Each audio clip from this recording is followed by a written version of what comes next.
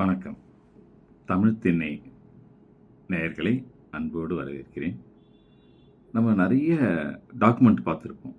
பெரிய பெரிய சரித்திர ஆவணங்கள், டாக்குமெண்ட் எல்லாம் பார்த்துருப்போம். பெரிய ஆராய்ச்சியாளர்களுடைய குறிப்புகள்லாம் பார்த்துருப்போம். ஒரு சாதாரண சினிமா எப்படி டாக்குமெண்ட்டாக மாறுது என்பதை நம்ம பார்க்கலாம். ஒரு உதாரணத்துக்கு நெஞ்சிருக்கும் வரைன்னு ஒரு படம். நெஞ்சிருக்கும் எங்களுக்கு நாளை என்ற நாள் இருக்கு, வாழ்ந்தே தீருவோம் அப்படின்னு பாடுவார். யார்? சிவாஜி கணேசன், முத்துராமன், கோபாலகிருஷ்ணன், 3 நடிகர்கள் அதில் பாடிட்டு போவாங்க. எங்கே பாடிட்டு போவாங்க? மெரினா பீச்சில் பாடிட்டு இருப்பாங்க.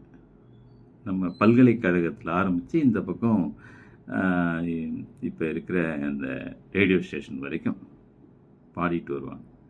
அந்த பாட்டை நீங்கள் கவனமாக பார்த்தீங்கன்னா ஒரு விஷயம் உங்களுக்கு புரியும். அந்த பீச்சில் ஒரு சிலையுமே இருக்காது. அண்ணா 10 சிலை வைத்தார். அந்த சிலைகள் ஒன்று கூட இருக்காது. பாரதியார், பாரதிதாசன், ஔவையார், கால்டுவெல், போப்பு, இப்படி வரிசையாக பாரதிதாசன் எல்லாருக்கும் சிலை வச்சார் இல்லையா? வஉசி, இவங்க யாருடைய சிலையும் அங்கே இருக்காது. சொல்லப்போனால் அவங்க பாடல் ஆரம்பிக்கிற இடம் சென்னை பல்கலைக்கழகம் எதிரில் ஆரம்பிப்பாங்க.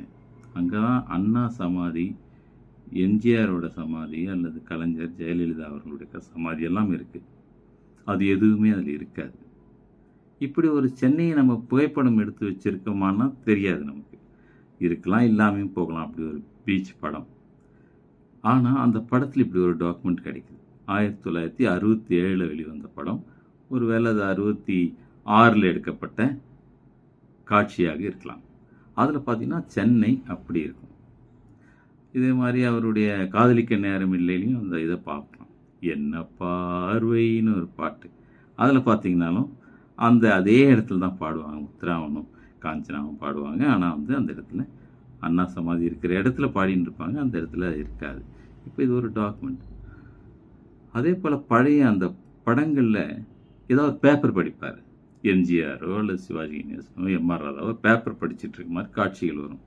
கவனிச்சிங்கன்னா அந்த பேப்பர்லாம் இன்றைக்கி இருக்கிற பேப்பர் போல் இந்த அகலத்தில் இருக்கா, இதோட பெரிய அகலமாக இருக்கும். பெரிய பெரிய அகலத்தில் அந்த பேப்பர்கள் இருக்கிறத நம்ம பார்க்கலாம். அதே போல் ரூபாய் நோட்டுகள்லாம் ரொம்ப ஆச்சரியமாக இருக்கும்.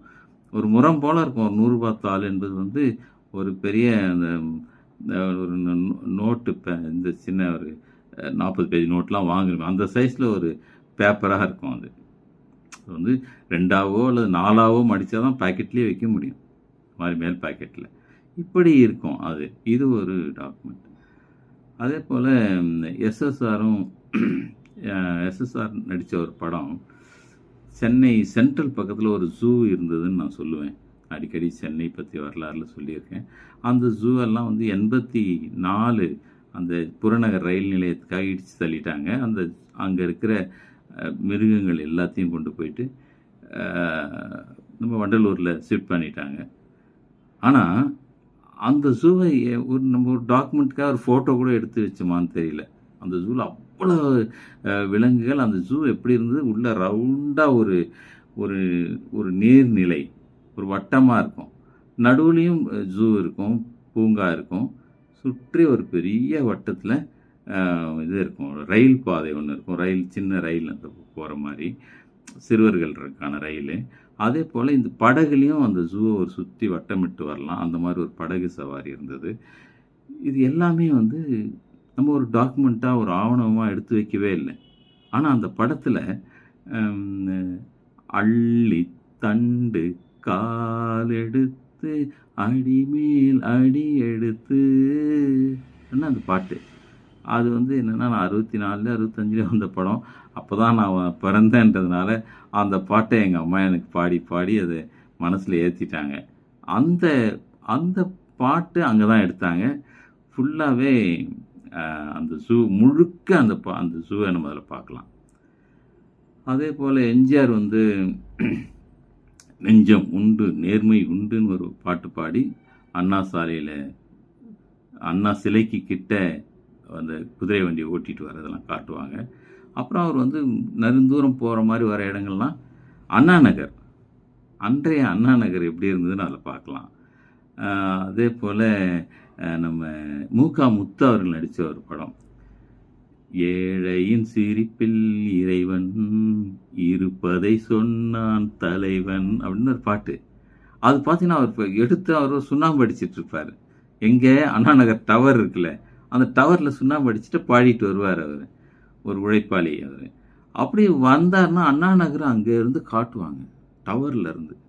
அன்றைய அண்ணா நகர் அது வந்து ஒரு வனாந்தரமாக, ஒரே ஒரு வண்டி கூட இல்லாமல், ஒரு பஸ் இல்லாமல், ஒன்றுமே இல்லாமல், இன்னும் சொல்லப்போனால் நிறைய புதர்கள் நிறைந்த ஒரு காடு போல் இருக்கும் அந்த இடம். இதை வந்து நம்ம அப்போ அன்றைக்கி நம்ம எடுத்து வைக்கல. ஒரு சினிமாவில் இது நமக்கு கிடைக்கிது. சினிமாவை பார்க்கும்போது இதையெல்லாம் நமக்கு கவனித்தோம்னாக்கா அன்றைய சென்னை, அன்றைய நிலவரம். சாதாரண ஒரு படத்தில் வசனம் பேசும், ஏய் உனக்கு என்னடா நல்ல வேலை, கை நிறைய சம்பளம், மாதம் 60 ரூபா சம்பாதிக்கிற அப்படின்னு சொல்லிலாம் டைலாக் வரும். அன்னைக்கு அப்போது மாதம் 60 ரூபான்றது வந்து கை நிறைய சம்பாதிக்கிற ஒரு நல்ல வருமானமாக இருந்ததை நம்ம கவனிக்க முடியும். இப்படி வந்து ஒரு சினிமாவில் இருக்கிற சின்ன சின்ன இந்த சரித்திரங்கள், இது ஒரு டாக்குமெண்ட்டாக நம்ம தெரிஞ்சுக்க முடியும். இதை நீங்கள் இனிமேல் சினிமா பார்க்கும்போது அன்றைய சினிமாக்களில் இந்த வரலாறு, இந்த விவரங்கள் சேர்த்து பார்த்தீங்கன்னாக்கா இன்னும் சிறப்பாக இருக்கும். நன்றி, வணக்கம். இந்த மாதிரி நிறைய செய்திகள் தொடர்ந்து பாருங்கள், சப்ஸ்கிரைப் பண்ணுங்கள். நன்றி, வணக்கம்.